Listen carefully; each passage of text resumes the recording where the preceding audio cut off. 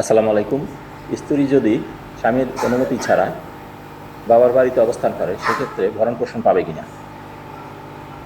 বাংলাদেশ ও উপমহাদেশের বিভিন্ন আদালতের সিদ্ধান্ত অনুযায়ী স্বামীর অনুমতি ছাড়া স্ত্রী বাবার বাড়িতে অবস্থান করাকে ইসলামী ও পারিবারিক আইনে অবাধ্যতা বলা হয়ে থাকে। এই অবাধ্যতার কারণে স্ত্রী ভরণ পোষণ পাওয়ার অধিকার ক্ষুণ্ণ হতে পারে।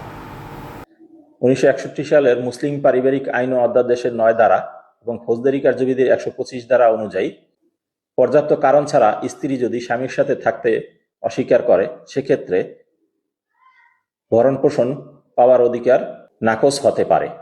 তবে স্ত্রী যদি প্রমাণ করতে পারে তিনি স্বামীর নিষ্ঠুরতা, যৌতুক দাবি, নির্যাতন কিংবা দেনমোহর পরিশোধ না করার কারণে বাবার বাড়িতে বাধ্য হয়ে অবস্থান করছেন সেক্ষেত্রে তিনি ভরণ পোষণ পাবেন।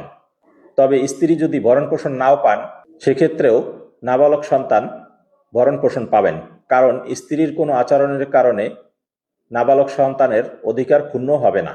ধন্যবাদ।